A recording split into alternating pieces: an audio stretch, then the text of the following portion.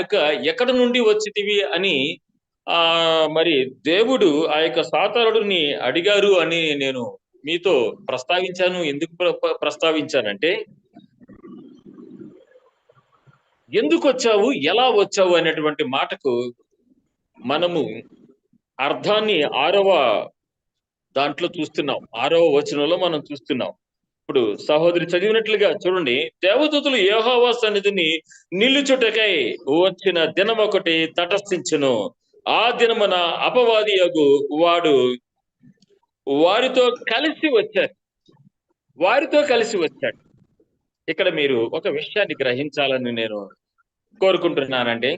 ఈ యొక్క భూమి మీద నేను ఇటు అటు తిరుగుతూ వచ్చినాను అని చెప్పినాడు ఈ యొక్క అపవాది అయినటువంటి సాతానుడు. అయితే ఇతను దైవ కుమారులు అయినటువంటి, అంటే ప్రతి ప్రపంచములోను మనకు తెలిసినటువంటి ఈ భూమండలమైనటువంటి ఈ ప్రపంచం మాత్రమే కాకుండానండి, ఇంకనూ కొన్ని ప్రపంచాలు ఉన్నాయండి. అయితే అవి ఎన్ని ఉన్నాయి అనేటువంటిది నేను ఇతమిత్తంగా నేను మీకు చెప్పలేను గాని, మొత్తం మీద ఇంకా ప్రపంచాలు ఉన్నవి అని అనుటకు మన యొక్క లేఖనాధారాలు మన దగ్గర ఉన్నాయి. అది హెబ్రీయులకు రాసినటువంటి పత్రిక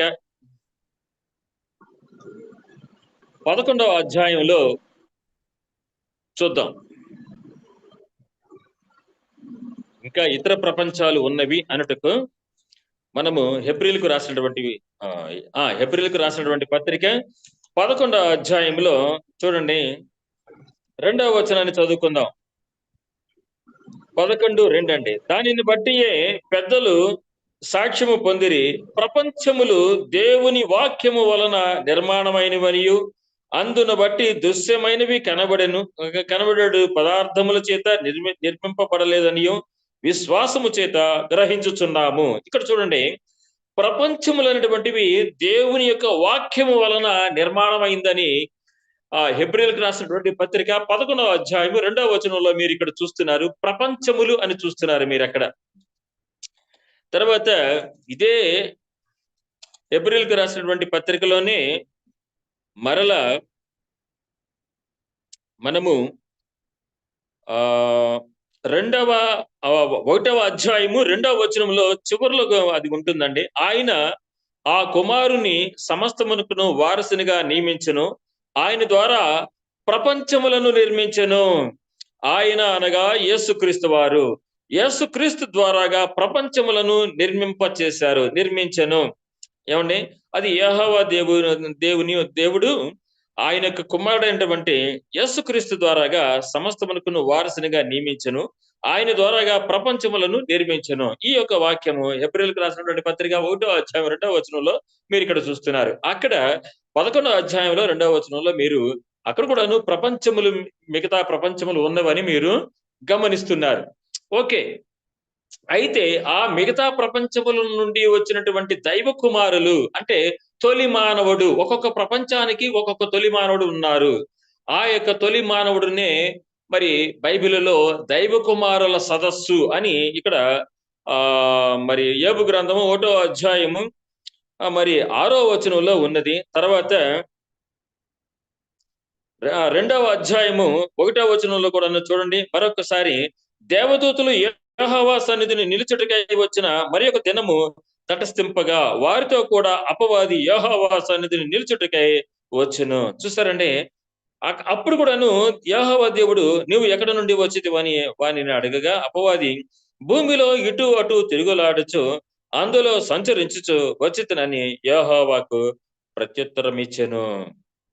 అందుకు యెహోవా, నీవు నా సేవకుడైన యోబు సంగతి ఆలోచించితివా అని యథార్థవంతుడును న్యాయవంతుడును, ఏమండి, దేవుని యందు భయభక్తులు కలిగి చెడుతనమును విసర్జించిన వాడు భూమి మీద అతని వంటి వాడు ఎవడనూ లేడు.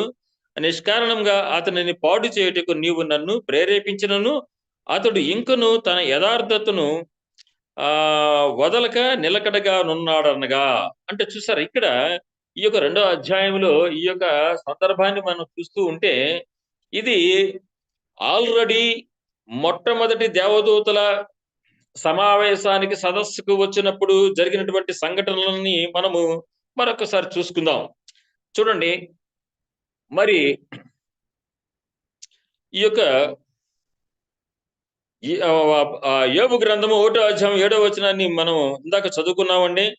చూస్తే ఆ యొక్క 7వ వచనంలో మనము చదువుకున్నాం. అక్కడ యెహోవా దేవుడు ఆ యొక్క లూసిఫర్‌ని అడిగారని, అడిగితే వాడు నేను భూమి మీద అటు ఇటు తిరుగుతూ వచ్చానని చెప్పినట్టు చెప్పటం 7వ వచనంలో మనం చూసి చదువుకొని ఉన్నాం. దాన్ని గ్రహించి ఉన్నాం. అయితే ఇప్పుడు మనము 8వ వచనాన్ని చదువుకుందాం. ఏవండి? మన మధ్య ఉన్నటువంటి సహోదరి గారు ఈ సమయమందు వాక్యాన్ని మనకు అందిస్తారు. చూడండి, 1:8 వచనం అండి. యోబు 1:8.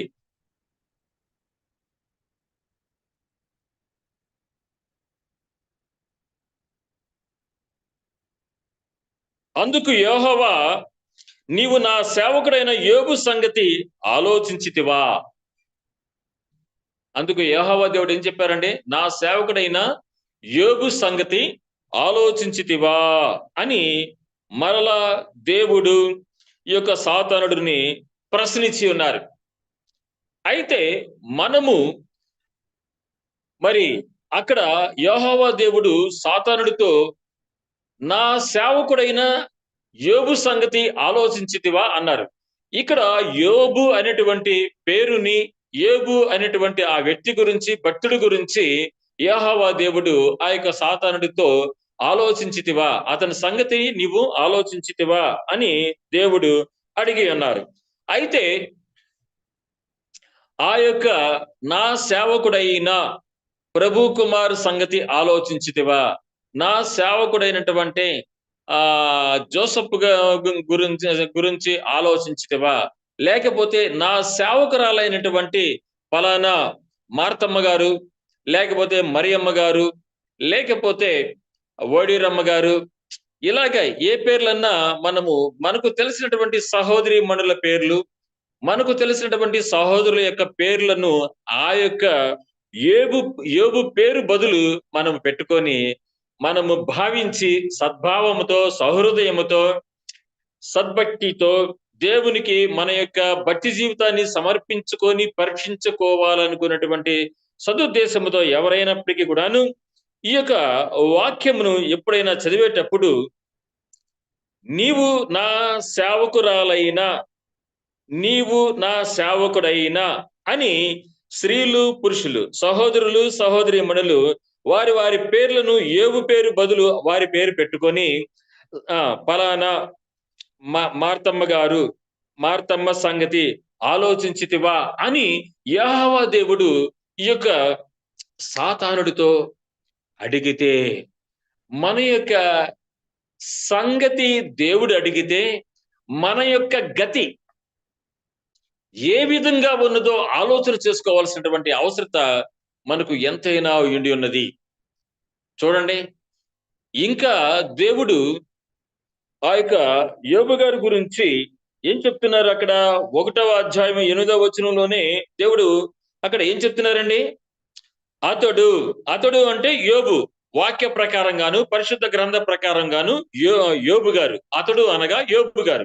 అయితే ఆ అతడు అనేటువంటి ప్లేస్‌లో నాలాంటి వాడిని, లేకపోతే నా యొక్క చెల్లెల్లో, నా యొక్క కూతురునో, నా కూతురు పేరు స్నేహ.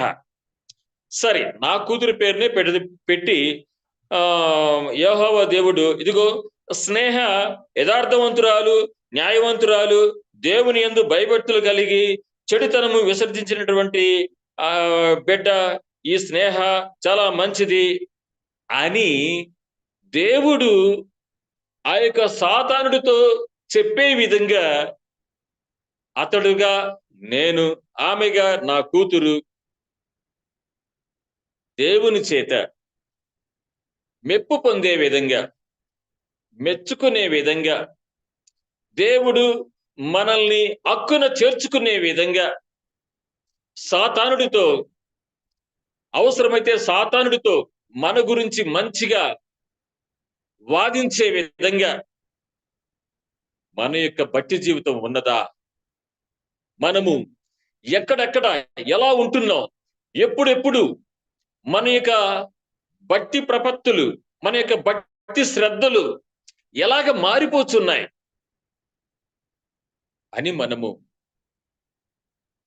ఎప్పటికప్పుడు కూడాను మన యొక్క మానసిక స్థితిని, మన యొక్క ప్రవర్తన పరిమితి, పరిణతి ఏ రకంగా ఉన్నది అని మనము బహు జాగ్రత్త కలిగినటువంటి వారమై ఎప్పటికప్పుడు మనము ప్రశ్నించుకోవాల్సినటువంటి అవసరత మనకు ఉండి ఉన్నది. అయితే ఈ యొక్క బైబిల్లో ఉన్నటువంటి వాక్య ప్రకారంగాను యోబు గురించి యథార్థవంతుడును న్యాయవంతుడునై దేవుని యందు భయభక్తులు కలిగి చెడుతనము విసర్జించిన వాడు భూమి మీద అతని వంటి వాడు లేడు అని అడుగుగా అపవాది యోబు ఏం చెప్తున్నాడంటే, ఊరకయే దేవుని యందు భయభక్తులు కలవాడాయన నీవు అతని ఇంటి వారికి అతనికి కలిగిన సమస్త మనుకును చుట్టూ కంచె వేసేటివి కదా అని ఎదురాడుచున్నాడు ఈ యొక్క సాతానుడు యోబు గురించి యెహోవా దేవునితో. అయితే మళ్ళీ ఏమంటున్నాడు, నీవు దీవించావు అని ఈ యొక్క దేవుని మీద నింద వేస్తున్నాడు. అతని చేతి పనిని దీవించుచుండుట చేత అతని ఆస్తి దేశములో బహుగా విస్తరించి ఉన్నది అని ఈ యొక్క సాతానుడు దేవుని యొక్క అనుగ్రహం పొందినటువంటి యోబు గారి గురించి యెహోవా దేవుడితో సాతానుడు ఆ రీతిగా వాదిస్తున్నాడు. అతని చుట్టూ నువ్వు కంచె వేశావయ్యా, నీ యొక్క పరిశుద్ధత రక్షణ దూతలను కావలు ఉంచావయ్యా, అతను నీ యొక్క అధిపార్జనలో, నీ కృపలో, నీ ఎడల చూపించవలసినటువంటి భక్తితో నీ చేత అతను బహుగా దీవించబడుతున్నాడయ్యా, పోషించబడుతున్నాడు. అవన్నీ కూడా నువ్వు ఒక్కసారి వెనుకకి కనుక నేను తీసినట్లయితే నిన్ను ఆ యొక్క నీవు మెచ్చుకున్నటువంటి నీ పరమ భక్తుడే నిన్ను అసహిస్తాడు, దూషిస్తాడు అని ఆ రకంగా దేవునితో ఆ యొక్క యోబు గారు దేవునితో యోబు గారి గురించి సాతానుడు ఆ విధంగా మాట్లాడినాడు. అయితే ఇలాగా యోబు గారి గురించి మాత్రమే సాతానుడు దేవునితో మాట్లాడటం కాదండి. మనము అంతకు ముందు ఒక ప్రసంగంలో చెప్పుకున్నాం. దానినే ఇక్కడ నేను కొంచెం మీకు జ్ఞాపకానికి తీసుకొస్తున్నాను. అంత మాత్రమే. చూడండి, మరి ఆ యొక్క జకర్యా గ్రంథము 3వ అధ్యాయము 1వ వచనాన్ని మీరు ఇదివరకు చదివినటువంటి వాక్యమే నేను చదువుతానండి. జకర్యా గ్రంథం 3వ అధ్యాయము 1వ వచనం. మరియు యెహోవా దూత ఎదుట ప్రధాన యాజకుడైన యెహోషువ నిలవబడుటయు, సాతాను ఫిర్యాది అయి అతని కుడిపార్శ్వమున నిలవబడుటయు అతడు నాకు కనబరచెను. అంటే ఇక్కడ యెహోవా దూత జకర్యా ప్రవక్త గారికి ఈ యొక్క సందర్భాన్ని చూపించారు. అయితే ఇక్కడ యోబు గురించి సాతానుడు దేవుడితో వాదించటం, ఇక్కడ యెహోషువ గురించి సాతానుడు దేవుని దగ్గర ఫిర్యాది అయి, కంప్లైంట్ దారుడై, ఏమండి, యెహోషువ మీదే కంప్లైంట్ చేస్తున్నాడు సాతానుడు. యోబు గారి మీదే దేవునికి కంప్లైంట్ చేసినాడు సాతానుడు. అయితే అటువంటి యోబు గారి గురించి, యెహోషువ గురించి కంప్లైంట్లు చేసేటువంటి ఈ యొక్క ఫిర్యాది అయినటువంటి ఈ యొక్క సాతానుడు మరి ఈ ప్రభు కుమారు గురించి, ఈ ప్రభు కుమారు కుటుంబం గురించి, ఈ ప్రభు కుమారు యొక్క సేవ గురించి ఎంతగా కంప్లైంట్ చేస్తాడండి వాడు. అటువంటి దేవుని చేత నడిపించబడినటువంటి ఆ యొక్క పరిశుద్ధులతోనే, వారిపైనే సాతానుడు అటువంటి కంప్లైంట్లు చేసి ఉండగా, మరి నిమిత్త మాత్రులము, మానవ మాత్రులము మనము ఒకప్పుడు ఒక విధంగా, మరొకప్పుడు మరొక విధంగా దేవుని యొక్క దీవెనలు మెండుగా వస్తూ ఉంటే, ఆహా మా యెహోవా దేవుడు అంతటి దేవుడు లేడే లేడు అని చెప్తాం. ఎప్పుడైతే ఏదైనా ఒక చిన్న సమస్య వస్తే, ఏమిటో నేను సేవ చేస్తున్నాను గాని దేవుడు నన్ను దీవించటం లేదు, ఎందుకో నా ఎడల ఆయన ఉపేక్షిస్తున్నారు, నన్ను పరీక్షించుచున్నారు, ఎందుకు నేను అందరికీ ప్రార్థన చేస్తుంటే దేవుడు కాపాడుచున్నాడు గాని నా యొక్క ప్రార్థన, నా యొక్క వ్యక్తిగత అవసరతను దేవుడు తీర్చటం లేదు అని సేవకుడైనటువంటి నేనే ఆ రీతిగా మాట్లాడేటువంటి స్వభావం కలిగినటువంటి నా గురించి మరింతగా సాతానుడు దేవుని దగ్గర కంప్లైంట్ చేస్తాడు అనేటువంటి విషయాన్ని గనక మనము జ్ఞప్తికి తెచ్చుకుంటే చాలా భయం వేయాలండి. భక్తి ఉంటే భయం వస్తుందండి. భయం ఉంటే భక్తి కలుగుతుందండి. అందుకనే యెహోవా యందు భయభక్తులు గలవారి చుట్టూ ఆయన యొక్క దూత కావలి ఉంటుందని 34:7 కీర్తనలో మనం చూస్తాం. ఏమండి? 34:7లో ఉన్నటువంటి వాక్యం ఏంటండి? 34:7లో యెహోవా యందు భయభక్తులు గలవారి చుట్టూ ఆయన దూత కావలి ఉండి వారిని రక్షించును. కీర్తన 34:7లో ఆ యొక్క వాక్యం ఉన్నది. మీకు బాగా తెలిసినటువంటి వాక్యం. సరే. అయితే అటువంటి భక్తి కలిగి, భయభక్తి కలిగి మనము దేవుని ఎడల ఎల్లప్పుడూ కూడాను ఒకే విశ్వాసంతో, ఒకే నిరీక్షణతో మనము బలంగా మరి దేవుని మనము ఆరాధన చేయటంలో స్థిరంగా ఉండవలసినటువంటి అవసరత మనకి ఉండి ఉన్నది. అయితే ఈ సమయమందు మనకు మరొక వాక్యాన్ని నేను ఈ సమయమందు ఎన్నిక చేసుకున్నానండి. ఆ యొక్క వాక్యాన్ని మనము చదువుకుంటానికి ప్రయత్నం చేద్దాం. అది ఏమిటయ్యా అంటే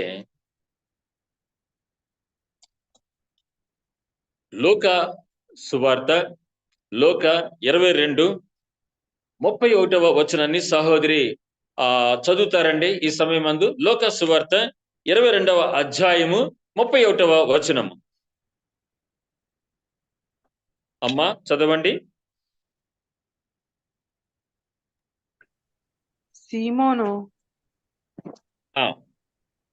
సీమోను, ఇదిగో సాతాను మిమ్మును పట్టి గోధుమల వలె జల్లించుటకు మిమ్మల్ని కోరుకొనెను గాని నీ నమ్మిక తప్పిపోకుండునట్లు నేను నీ కొరకు వేడుకొంటిని. నీ మనసు తిరిగిన తర్వాత నీ సహోదరులను స్థిరపరచమని చెప్పాను. చూసారా? ఈ యొక్క వాక్యాన్ని సహోదరి చదివినారు. నేను చాలాసార్లు ఒకప్పుడు చదువుకున్నాను. అయితే ఈ యొక్క వాక్యమును మనము చదువుతూ ఉంటే ఎలాగుంటుందంటే ఇది జనరల్ గానే చదివేసుకుంటాం. కానీ ఒక్క నిమిషము మరలా మనం వెనుకకు తిరగటం అంటే మనిషిగా తిరగటం కాదండి. మనస్సుతోటి ఈ యొక్క వాక్యంలోనికి మనము వెనుకకు తిరిగినట్లయితే, అంటే మరలా మనస్సుతోటి ఈ యొక్క వాక్యమందు దృష్టిని, ధ్యానమును మనం పెట్టినట్లయితే, ఇక్కడ ఒక మంచి విషయాన్ని మనము గ్రహించవచ్చు. ఏమండి? సహోదరి చదివారు, నేను కాదంటం లేదు. కానీ ఇక్కడ నేను ఈ యొక్క వాక్యాన్ని కొంచెము నొక్కి వక్కాణించాలని పదే దానిని రిపీట్ చేసి మీకు జ్ఞాపకం చేయాలని నేను ఆశపడుచున్నాను. చూడండి, ఇక్కడ సీమోను, ఇదిగో సాతాను మిమ్మును పట్టి. ఏమండి? సాతానుడట మనల్ని పడతారట. పట్టి అని ఉంది. అయితే ఇక్కడ ఈ యొక్క వాక్యాన్ని చదివి మరి చెప్తున్నాను. కొంతమంది ఏమంటారో తెలుసండి? ఏమండి, ఆ పాస్టర్‌కి దెయ్యం పట్టిందండి. ఆ పాస్టర్ కూతురికి దెయ్యం పట్టిందండి. ఆ పాస్టర్ ఇంట్లోనే దెయ్యం ఉందండి. ఆ పాస్టర్ ఊర్లో ఒకడు చచ్చాడంట. ఆ సచ్చినోడు ఈ పాస్టర్ ఇంట్లో వచ్చి దెయ్యమై కూర్చున్నాడంటండి అని చెప్తారు. అది మీరు నమ్మాల్సిన పని లేదు. సచ్చినోడు మాత్రం దెయ్యం అవడు. అయితే కొన్ని చోట్ల ఈ యొక్క దెయ్యాలను యేసుక్రీస్తు వారి యొక్క శిష్యులు ఎల్లగొట్టడం అనేటువంటిది జరిగింది మాత్రం సత్యము. అయితే వారు ఎల్లగొట్టినటువంటి దెయ్యాలు ఎవర్రా అంటే చచ్చినోళ్ళు దెయ్యాలుగా మారడం కాదండి. ఈ యొక్క సాతానుడు యొక్క 3వ వంతు దేవదూతలు అతని యొక్క గ్రూపులో చేరినటువంటి వారు ఉన్నారు చూశారు. వారే ఆ చనిపోయినటువంటి వారి యొక్క పేర్లను ఉపయోగించుకొని వారు ఆ యొక్క పబ్బాన్ని గడుపుకుంటూ ఉంటారు. అంటే దేవుని యొక్క పరమ సత్యములో నుంచి మనము బయటికి రావటానికి లేనిపోయినటువంటి అపోహను, భ్రమను మనలో ఇనుమడింప చేసి దేవుణ్ణి దూరపరచటానికి ఆ యొక్క సాతాను యొక్క అనుచరులు ప్రయత్నం చేస్తూ ఉంటారు. అది వేరే సంగతి. అయినప్పటికీ కూడాను నేను ఈ సమయం ముందు మీకు వివరించడం అనేటువంటి జరిగిందండి. ఇక్కడ ఉన్నటువంటి ఈ యొక్క వాక్య ప్రకారంగా మీరు ఆలోచన చేసినట్లయితే, సీమోను సీమోను ఇదిగో సాతాను మిమ్మును పట్టి, సాతానుడు పట్టడం అంటే ఏంటో తెలుసంటే, ఇక్కడ చూడండి ఆ యొక్క యోబు గారిని అక్కడ ఆయన యొక్క పేరుని పట్టి ఆ జకరియా గ్రంథం 3వ అధ్యాయం 1వ వచనంలో దానికి ప్రకారంగా చూసినట్లయితే అక్కడ కూడా ఆ యొక్క యెహోషువకి ప్రక్కన నిలబడ్డాడట వాడు. అంటే పట్టి అంటే ఆ మాటకు అర్థం అలాగా. ఏమండి? అంటే చూడండి, నీవు నన్ను పిలవలేదు కదయ్యా అంటారు ఒక సభలో, ఒక సంఘంలో. అదేంటా మీరు ఎవరైనా రావచ్చని చెప్పాను. ఎవరైనా రావచ్చని చెప్పడం కాదండి, మీరు స్వయంగా నా పేరు పెట్టి మీరు పిలిచి స్టేజికి పిలిస్తేనే నేను వస్తా. మీరు అలాగా నా పేరు పెట్టి పిలవలేదు కాబట్టి నేను రాను అంటాడు ఓ సంఘ పెద్ద. అలాగనే ఇక్కడ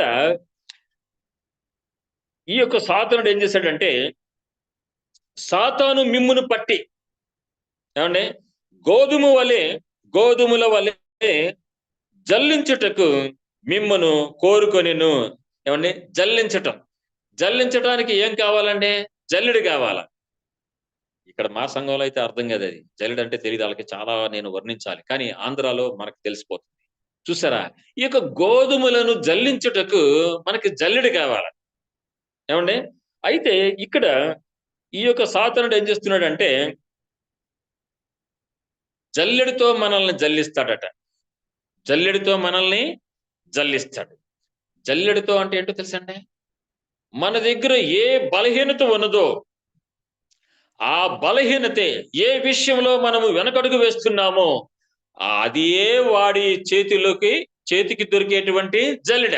ఆ జల్లెడితో మనల్ని ఏం చేస్తాడంటే జల్లిస్తాడు. ఇదిగోనయ్యా, నీ యెహోవా దేవుడా, నీ భక్తుడు ఈ ప్రభు కుమారు ఉన్నాడే, లేకపోతే వాడు తమ్ముడు ఇంకొకటి ఉన్నాడే, వాడి యొక్క శిష్యుడు ఇంకొకటి ఉన్నాడే, వాడి కుమారుడు ఉన్నాడే, వాడి కుమార్తె ఉన్నదే, లేకపోతే వాడు పనిచేస్తున్నటువంటి సంఘం ఉన్నదే, ఆ సంఘంలో సంఘ పెద్ద ఉన్నాడే, ఆ సంఘంలో డీకెన్ ఉన్నాడే, ఆ సంఘంలో ఉండేటువంటి ట్రెజరర్ ఉన్నాడే అని ఇలాగా వాడు ఎవరిని వదలడండి. ప్రతి వారిని కూడాను వాడు ఆ యొక్క సాతానుడు ఏం చేస్తున్నాడంట? ఇగో చూడండి, యేసు ప్రభు చెప్పారు, సీమోను సీమోను ఇదిగో సాతాను మిమ్మును, అంటే ప్రతి ఒక్కరిని, పాస్టర్ని మాత్రమే కాదు, డీకెన్ కూడా ఎవరినైనా గాని వాడు వదలడం. ఏమండి? మిమ్మును పట్టి గోధుమల వలె జల్లించుటకు మిమ్మను కోరుకొనిను గాని, వాడు ఎప్పుడు కూడాను మనల్ని పట్టుకొని, మన బలహీనతలను జల్లెడిగా పట్టుకొని జల్లించటానికి, మనల్ని దేవుని దగ్గర నుంచి వేరు చేయటానికి వాడు చూస్తూనే ఉంటాడట. అయితే ఆ యొక్క సాతానుడు ఏ రీతిగా మనల్ని జల్లెడ పడుతున్నాడు అని మనం ఆలోచన చేసుకున్నట్లయితే చూడండి, ఈ యొక్క లూకా సువార్త 22వ అధ్యాయాన్ని మనము మర్చిపోకుండా, విడిచిపెట్టకుండా దానిని ఆ రీతిగానే మనము మన యొక్క అవసరతకి దాన్ని మనము ఉపయోగించుకునే విధంగా దాన్ని మార్క్ పెట్టుకుందామండి.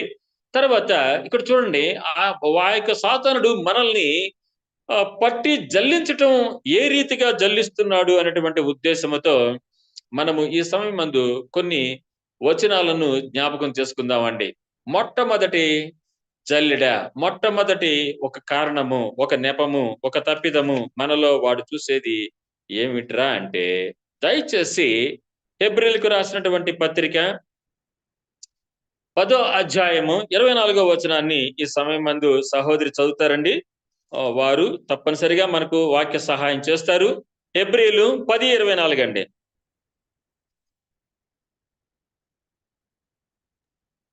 అందరూ మానుకొనుచున్నట్టుగా సమాజంలో కూడుట మానక ఒకరినొకడు హెచ్చరించుచు. చాలండి అమ్మా సిస్టర్, చాలు. చూడండి, ఇక్కడ మనం చదివేటువంటి ఆ వాక్యాన్ని మనం ఎప్పుడు మామూలుగా చదువుకుంటామండి. ఇప్పుడు ఆ యొక్క హెబ్రీ 10:24ని మనము కొత్త కోణంలోంచి కొత్త పంధాలోంచి మనము ఆ యొక్క వాక్యాన్ని అర్థం చేసుకోవడానికి ప్రయత్నం చేద్దామండి. చూడండి, అక్కడ ఏమంటున్నాడు? మనము అసలు ఏ అంశం మీద ఈ యొక్క వాక్యాన్ని తీసాము? సాతానుడు మనల్ని జల్లెడతో జల్లిస్తున్నాడు అనేటువంటి అంశం మీద ఈ యొక్క వాక్యాన్ని మనము ఎన్నిక చేసుకొని ఉన్నాము. అయితే ఆ యొక్క సాతానుడు మనల్ని ఎలాగా జల్లెడ పెడుతున్నాడు, జల్లిస్తున్నాడు అనేటువంటి మాటకు ఈ వాక్యాన్ని మనము అనువదించుకునేది ఎలాగో తెలుసండి. కొందరు మానుకొనుచున్నట్లుగా, ఆ కొందరు సంఘానికి వెళ్లకుండా ఏం చేస్తున్నారటండి, మానివేస్తున్నారట.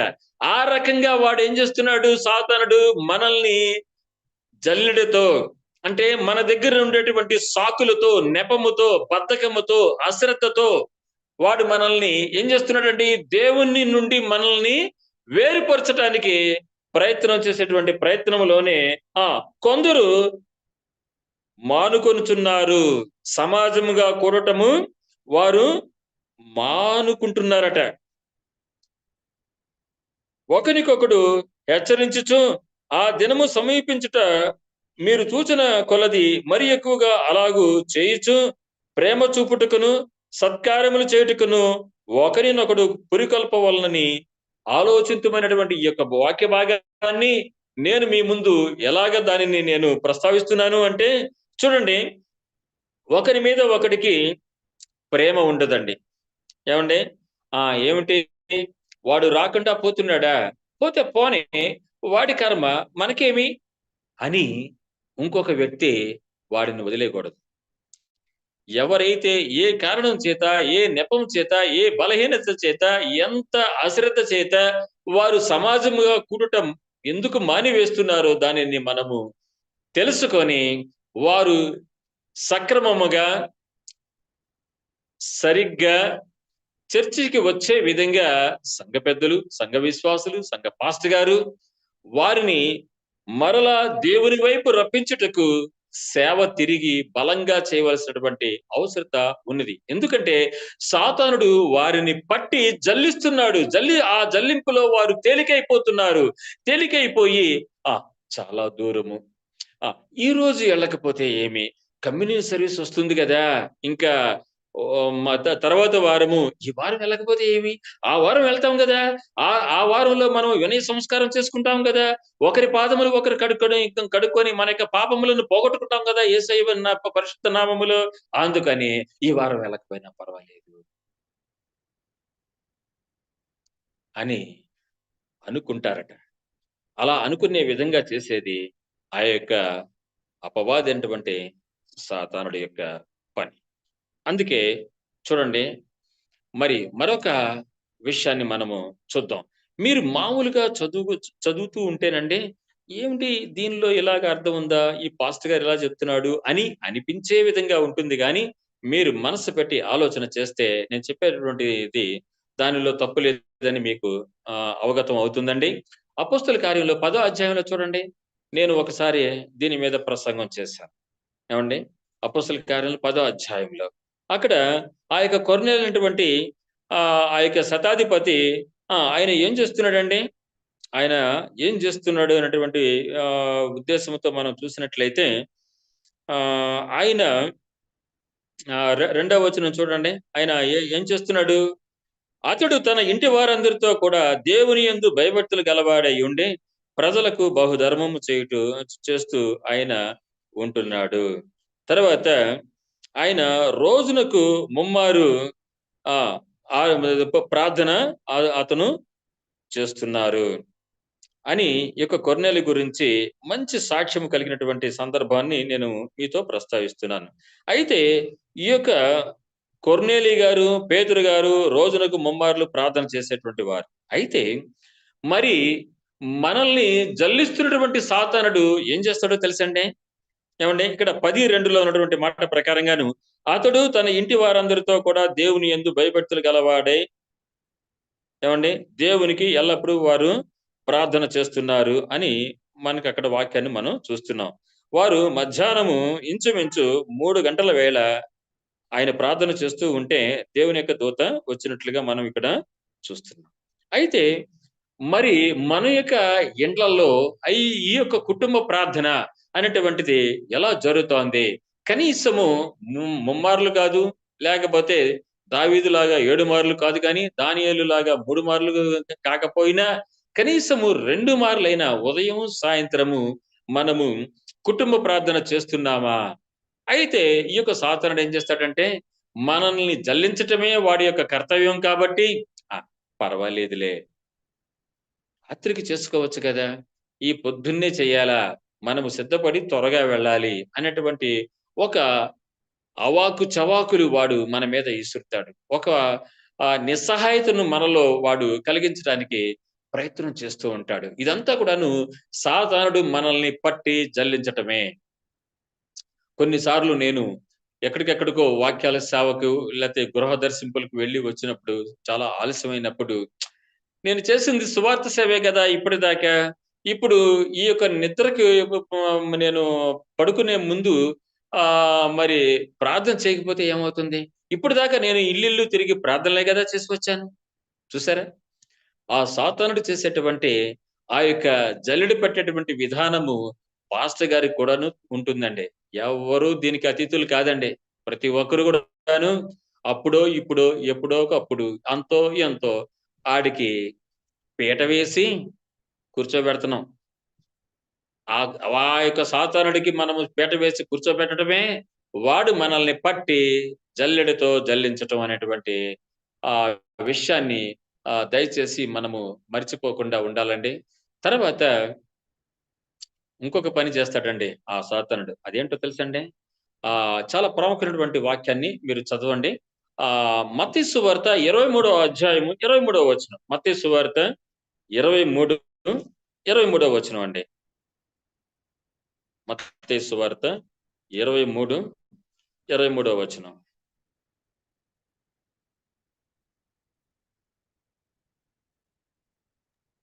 అయ్యో వేషధారులైన శాస్త్రులారా, హ్మ్. చదవండి. పరిసయ్యులారా, మీరు హ్మ్. పుదీనాలోను, సోపులోను, హ్మ్. జీలకర్ర హ్మ్. 10 వంతు హ్మ్. చెల్లించి ధర్మశాస్త్రములో హ్మ్. ప్రధానమైన విషయములను అనగా హ్మ్. న్యాయమును, కనికరమును, విశ్వాసమును విడిచిపెట్టిరి. వాటిని మానక వీటిని చేయవలసి ఉండెను. చూసారా? ఈ యొక్క వాక్యాన్ని మనము చదివేటప్పుడు మామూలుగా చదివేసుకొని గబగబా దీన్ని మనము వదిలేస్తూ ఉంటాం. కానీ ఈ యొక్క వాక్యములో 2 భాగాలున్నాయండి. 2 ప్రధానమైనటువంటి విషయాలున్నాయండి. వాటిని మనము ఈ సమయమందు ధ్యానం చేసుకుందాం. ఎలాగంటే చూడండి, చాలా మందంట పుదీనాలోను, సోపులోను అంటే ఆ కాలమందు వారి యొక్క బిజినెస్‌లు ఆ రకంగా ఉండేవండి. ఇప్పుడు మనము ఫ్యాన్సీ స్టోర్ అనండి, లేకపోతే మనము వ్యవసాయ పంట అనుకోండి, లేకపోతే మనకొచ్చేటువంటి జీతంలో దశమ భాగం అనుకోండి. ఏదైనప్పటికి కూడాను ఇక్కడ ఉన్నటువంటి ఈ యొక్క పేర్లను మనము మార్చుకొని, మన యొక్క దైనందిన జీవితంలో మనకు జీవనోపాధి ప్రతి ఒక్కరికి కూడాను ఒక రకమైనటువంటి జీవనోపాధి ఉంటుందండి. అయితే ఆ యొక్క జీవనోపాధిని అనుసరించి ఆ యొక్క జీవనోపాధిని కలిగి ఉండగా, దానిలో మనకొచ్చేటువంటి ఆ యొక్క దశమ భాగమును మాత్రము దేవుని యొక్క ఆలయంలో మనము చెల్లిస్తూ ఉంటాం. చెల్లించి ఏం చేస్తామంటే, తర్వాత మళ్ళీ ఏం చేస్తాము? ధర్మశాస్త్రంలో ప్రధానమైనటువంటి విషయములను అనగా న్యాయమును, కనికరమును, విశ్వాసమును విడిచిపెట్టితిరి. నేను దశమ భాగం ఇస్తున్నాను కదండీ! నెల దశమ భాగం ఇస్తున్నాం గదండీ! ఈ యొక్క 4 వారాల్లో ఒక్క వారం రాకపోతే ఏమవుతుందండి పాస్టర్ గారు? మరీ మీరు నలుగురిలో నన్ను పట్టుకొని మీరు నిలదీసి అడుగుతారా? చూస్తా వచ్చే నెలలో నీకు దశమ భాగం ఇవ్వకుండా జేస్తా. అప్పుడు నీ గతి ఏంటో నేను జూస్తా అంటాడు ఓ సంఘ పెద్ద. ఎవరికిస్తున్నాడు? ఎందుకిస్తున్నాడు? ఇవ్వటం వలన అతనికొచ్చేటువంటి దేవుని యొక్క దీవెనలను ఆదమరిచి, ఆ సమయమందు ఆగ్రహించి, ఆ యొక్క సేవకుడి మీద మాట్లాడితే ఏం ఉపయోగం లేదు. అయితే వాటిని మానక వీటిని చేయవలసి ఉండెను. ఏమండి?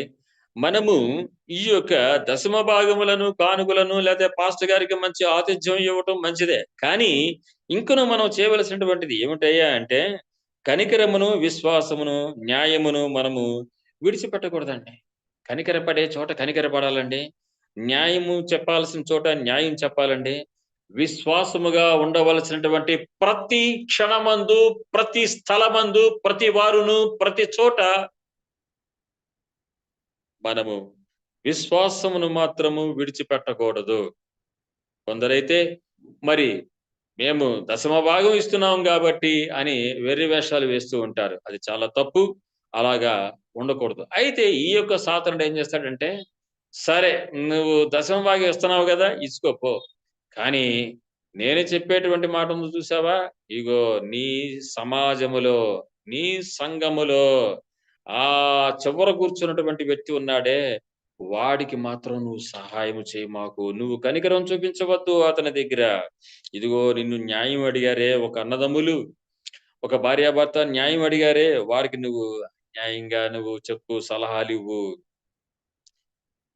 పర్వాలేదులేవయ్యా! ఎప్పుడు విశ్వాసమో, విశ్వాసమో యేసయ్య, యేసయ్య అంటావు. కాసేపు నీ యొక్క విశ్వాసాన్ని బయటపెట్టి నాతో పాటు సినిమాకి రారా అంటాడు సాతానుడు. ఈ రకంగా ఈ యొక్క సాతానుడు మనల్ని చల్లించటానికి నిత్యము అతను ప్రయత్నము చేస్తూనే ఉంటాడు. అయితే నేను ఇలాగా చెప్పినందుకు ఏమిటి ఈ పాస్టరు ఈ రోజున ఇలాగ చెప్తున్నాడు? ఇదంతా నిజమేనా? సాతానుడు అంతగా ప్రతి ఒక్కడిని ఆ నూజివీడులో ఉన్నటువంటి వారిని, ఆ భీమవరంలో ఉన్నటువంటి వారిని, ఆ యొక్క గాజువాకలో ఉన్నటువంటి వాడిని, లేకపోతే ఈ యొక్క తమిళనాడు ఓసూరు, కర్ణాటక బెంగుళూరులో ఉన్నటువంటి వాడిని అందరినీ కూడాను వాడు గమనిస్తాడా? అందరినీ కూడాను వాడి యొక్క ప్రలోభాల్లోకి పెట్టుకుంటాడా? వాడికి ఇంకేం పని లేదా? అందరిని పట్టించుకుంటాడా? అనేటువంటి ఆలోచన ఏదన్నా వచ్చినట్లయితే చూడండి. మత్తయి సువార్త 16వ అధ్యాయము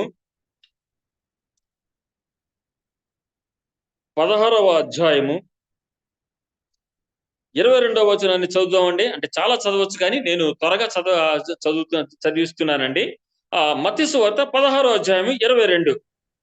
పేతురు ఆయన హ్మ్. చెయ్యి పట్టుకుని, ప్రభువా అది హ్మ్. నీకు దూరమును గాక, అది హ్మ్. నీకెన్నడను కలుగదని ఆయనను గద్దింపసాగెను. చూడండి, ఇక్కడ పేతురు గారు యేసుక్రీస్తు వారిని గద్దిస్తున్నాడట. ఎందుకు గద్దిస్తున్నాడంటే ఆయన నేను అనేకమైనటువంటి హింసలు పొందుతాను, నేను చంపబడతాను, మూడో దినమున లేస్తాను, ఇది అగత్యం అని యేసుక్రీస్తు వారు తన యొక్క శిష్యులకు తెలియజేస్తున్నటువంటి సమయంలో వెంటనే దుందుడుకు స్వభావమైనటువంటి, ముక్కోపోయినటువంటి, తొందరపాటు కలిగినటువంటి ఈ యొక్క పేతురు గారు ఏమంటున్నాడో సహోదరి చదివి ఉన్నారు. ఆ ఆ రకంగా మరి ఆ యొక్క ప్రభువా అది నీకు దూరంగా అయిపోతుంది, అది నీకు ఎన్నడూనూ కలగదు. అంటే నువ్వు ఎప్పటికీ కూడాను సిలువ మరణం పొందవు. ఎప్పటికీ కూడాను నువ్వు లోకరక్షకుడిగా నువ్వు చలామణి అవటానికి కుదరదు అని ఎవడంటున్నాడండి? ఇక్కడ వాక్యంలో చూస్తూ ఉంటే పేతురు అంటున్నాడని మనం అనుకుంటాం. అంతే కదా వాక్యము. తర్వాత వాక్యం చదివితేనే కదా మనకు యేసుక్రీస్తు వారు మూలముగా మనకు తెలిసేటువంటి అంతరార్థము. ఆ! అమ్మా మరొకసారి దయచేసి ఆ యొక్క 23వ వచనాన్ని చదవండమ్మా. అయితే హ్మ్. ఆయన పేతురు వైపు తిరిగి, హ్మ్. సాతానా నా హ్మ్. వెనుకకు పొమ్ము, నీవు నాకు చూడండి ఇక్కడ అభ్యంతరమై నీవు నాకు కారణమై ఉన్నావన్నారు. సరే ఓకేనండి. ఇక్కడ చూడండి, మన యొక్క కుటుంబీకుల్లో మన నాన్నను చూసో, మన అమ్మను చూసో, మన అక్కను చూసో, మన యొక్క తమ్ముడిని చూసో మనము అతని వైపు చూసి, "ఏయ్ సాతానా" అన్నామనుకోండి బావుంటుందా? వారు బాధపడతారు, కోపపడతారు. చూసినటువంటి వారు ఏమిటయ్యా సొంత నీ తోబుట్టువునే సాతానా అని నువ్వు గద్దిస్తున్నావు అంటారు కదండీ మనల్ని. అయితే మన యొక్క తోబుట్టువో, మన యొక్క అన్నో, మన యొక్క అక్కో, మన నాన్నో, మన అమ్మో, మన అక్కో, తమ్ముడో, చెల్లో, మన యొక్క స్వకీయులు, రక్త సంబంధికులు, మన ప్రియులు, మన యొక్క ఆత్మీయులు కొన్ని సార్లు సాతానుడు చేత నింపబడి దేవునికి వ్యతిరేక్తముగా వారు కొన్ని మాటలు లేదా కొన్ని సలహాలు ఇచ్చినప్పుడు మనము వారిని ప్రేమతో, సాత్వికముతో, సహృదయముతో వారిని మనము గద్దించవలసినటువంటి అవసరత మనకు ఉన్నది. దేవుని యొక్క వాక్య విషయంలోను, దేవుని యొక్క రాజ్యానికి వారసులయ్యే అంశంలోను మనము ఎటువంటి మొహమాటానికి పోవాల్సినటువంటి అవసరత లేదు. చూసారా? ఇక్కడ ఈ యొక్క పేతురులో సాతానుడు ఆవహించాడు. ఏమండి? పేతురు ఎవరండి? యేసుక్రీస్తు వారి యొక్క శిష్యుడు. సాక్షాత్తు శిష్యుడు. పేతురు యేసుక్రీస్తు వారితో అనునిత్యము ఆయనతో మరి జీవనం చేసేటువంటి పేతురు. అటువంటి పేతురులోనే సాతానుడు ప్రవేశించి యేసయ్యతోనే పేతురు మూలముగా వ్యతిరేక్తముగా ఎదురాడుచున్నాడు, అపశకునాన్ని పలుకుచున్నాడు. మరి ఎంత ఓపికతో, ఆసక్తితో నా యొక్క ప్రసంగాన్ని వినడానికి మీరు తీసుకున్నటువంటి ఈ యొక్క సమయానికే దేవుడు మిమ్మలను దీవించును గాక. అయితే మీరు ఒకవేళ నా నుంచి కూడాను వ్యతిరేక్తమైనటువంటి వాక్య భావాలను ఒకవేళ ఆ యొక్క దరిద్రుడు, సాతానుడు, దుష్టుడు పలికించితే మీరు చేయవలసినటువంటి పని ఏమిటో తెలుసండి? పరిశుద్ధ గ్రంథాన్ని పఠించి ఈ ప్రభు కుమార్ చెప్పినటువంటి వాక్యము సరైనదిగా ఉన్నదా లేదా అని మీరు పరిశీలన చేయవలసినటువంటి అవసరత ఉన్నది. చూడండి, ఇక్కడ పేతురు వైపు యేసుక్రీస్తు వారు తిరిగి, సాతానా నా వెనుకకు పొమ్ము, నీవు నాకు అభ్యంతర కారణమై ఉన్నావు, నీవు మనుషుల సంగతులనే తలంచుచున్నావు గాని దేవుని సంగతులను తలంపక ఉన్నావు అని పేతురుతో చెప్పాను. చూసారండి, నేను ఎందుకు చెప్తున్నానంటే, ఈ యొక్క లూకా సువార్తలో మనము ఏమని చదువుకున్నామండి? సాతానుడు మిమ్మల్ని పట్టి గోధుమల వలె జల్లించుటకు మిమ్మల్ని కోరుకుంటున్నాడు. అయితే మీ యొక్క నమ్మిక, మీ యొక్క విశ్వాసము వీగిపోకుండా, మీరు విశ్వాసాన్ని కోల్పోకుండా యేసుక్రీస్తు వారు ఏమి చేస్తారని చెప్తున్నారండి? లూకా సువార్త 22వ అధ్యాయములో ఆయన ఏం చేస్తున్నారు? నేను నీ కొరకు వేడుకొంటిని, నీ మనసు తిరిగిన తర్వాత నీ సహోదరులను స్థిరపరచమని చెప్పాను. చూసారా, ఇప్పుడు మనకు తండ్రి అయినటువంటి యెహోవా దేవుని దగ్గర యేసుక్రీస్తు వారు, నేను అదుకు అంటారండి, అది తమిళ్లో వచ్చేస్తుంది. అంతకు ముందు మీరు మరి హెబ్రీయులకు రాసినటువంటి పత్రిక 7వ అధ్యాయం 17వ వచనంలో మెల్కీసెదకు నీవు నిరంతరమును యాజకుడివై ఉన్నావు అని యేసుక్రీస్తు వారు మన కోసము చేస్తున్నటువంటి అర్చకత్వము, పూజారితనము, పరలోక దేవాలయములో దేవుని యొక్క సన్నిధానములో యేసుక్రీస్తు వారు మన కోసము నిరంతరము యాజకత్వము విజ్ఞాపనలు చేస్తున్నారని మనము ఆ యొక్క వాక్యంలో చదువుకున్నట్లుగానే ఇక్కడ యేసుక్రీస్తు వారట పేతురు కోసము యెహోవా దేవుణ్ణి వేడుకున్నారట. అయితే నీ మనసు తిరిగిన తర్వాత నీ సహోదరులను స్థిరపరచుమని పేతురుతో యేసుక్రీస్తు వారు స్వయంగా చెప్పారు. కాబట్టండి, మరి అప్పుడప్పుడు, ఎప్పుడోకప్పుడు, అక్కడక్కడ, అందరికీ కాకపోయినా కొందరిలో కొందరికైనా సాతానుడు ప్రవేశించి ప్రలోభాలు పెట్టేటువంటి అంశము, ఆ సందర్భాలు ఉన్నాయంటారా, లేవంటారా? ఖచ్చితంగా ఉంటాయండి. మరి మత్తయి సువార్త 4వ అధ్యాయంలో కూడా మనం చూసినట్లయితే యేసుక్రీస్తు వారికే తప్పుదోవ పట్టించడానికి, యేసుక్రీస్తు వారిని జల్లెడలో జల్లించడానికి సాతానుడు 3 ముమ్మార్లు ప్రయత్నం చేశాడా లేదా? ఆ యొక్క వాక్యాలన్నీ కూడా మీకు తెలిసినటువంటివే కదండి. అయితే వాటిని ఈ సమయం మందు మనము జ్ఞాపకం చేసుకొని, మనము దేవుని ఎడల చూపించవలసినటువంటి విశ్వాస విషయంలో మనము బహు జాగ్రత్తగా, భక్తి కలిగి, స్థిరంగా మనం ఉండవలసినటువంటి అవసరత మనకు ఉండి ఉన్నది. కావాలంటే మరొక వాక్యాన్ని నేను ఈ సమయం మందు మీకు చూపిస్తానండి. 195వ పేజీ, తిమోతికి రాసినటువంటి 2వ పత్రిక 3వ అధ్యాయము 1 నుంచి చాలా మంది చదువుతారు కానీ నాకు కావాల్సింది 5వ వచనం మాత్రం చదువుకుందామండి. 5 మాత్రమే. 3:5 తిమోతికి రాసినటువంటి 2వ పత్రిక 195వ పేజీ. సమయం అవుతోంది, ఆ యొక్క వచనం మాత్రం చదువుకుందాం. 3:5 అండి. పైకి భక్తి గల వారి వలె ఉండియు దాని శక్తిని ఆశ్రయించని వారునై యుందురు, ఇట్టి వారికి విముఖుడవై ఉండుము. అంటే విముఖుడవై ఉంటే ఇక జన్మంతా వారితో మాట్లాడకుండా ఉండమని దేవుడు చెప్పలేదండి. అయితే వారి యొక్క సూత్రములను, వారి యొక్క మాటలను, వారు చెప్పేటువంటి సలహాలను, వాటిని మనము తీసుకోవాల్సిన అవసరత మనకి లేదు. ఎందుకంటే పైకి భక్తి గల వారి వలే ఉంటారు. కానీ దేవుని యొక్క శక్తిని పొందలేనటువంటి వారు, దేవుని యొక్క శక్తిని ఆశ్రయించకుండా ఉండేటువంటి వారు ఉంటారని ఇక్కడ తిమోతి పత్రికలో రెండవ తిమోతి పత్రికలో 3వ అధ్యాయము 5వ వచనంలో మనము చూస్తున్నాం. కావున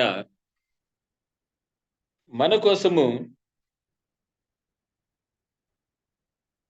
మరి యేసుక్రీస్తు వారు దేవుని దగ్గర పరలోకమందు ఆయన మనకు ఏం చేస్తున్నారండి? మన మన తరపున యాజకత్వం చేస్తున్నారు. ఆయన మన కోసము విజ్ఞాపనలు చేసి మనల్ని బలపరుస్తున్నారని మనము చెప్పుకున్నాం. అయితే ఇంకొక వాక్యాన్ని కూడాను ఈ సమయమందు మనం చదువుకుందామండి.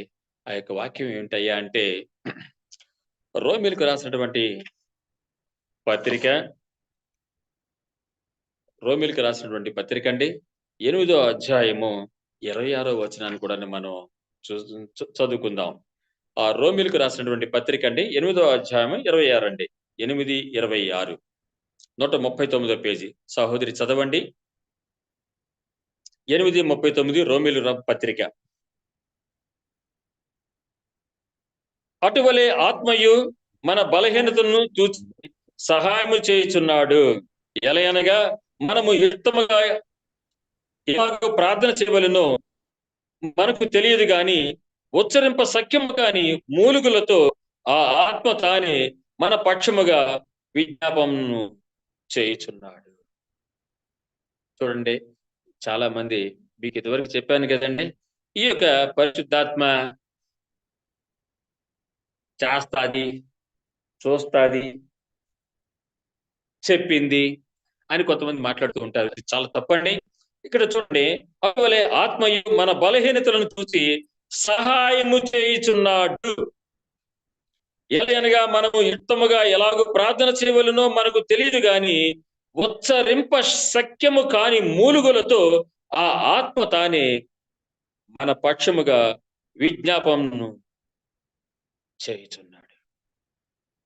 కొన్ని చోట్లండి, కొన్ని సంఘాలలో వారు భక్తులను ఉద్దేశించి భక్తులకు స్వస్థత ప్రార్థనల విషయంలోను, ఏమండి, ఆదరణకరమైనటువంటి ప్రార్థన విషయంలోను, ఆశీర్వాదకరమైనటువంటి ప్రార్థన సందర్భంలోను మరి ఆ యొక్క ఏదో కొండ అంటాడు, తెలంగాణలో ఒక కొండ ఉంది.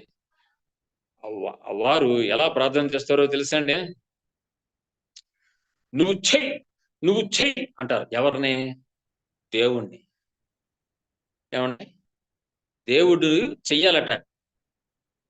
ఆ యొక్క వ్యక్తికి, ఆ భక్తుడికి దేవుడు విడుదల చేయాలంట, సహాయం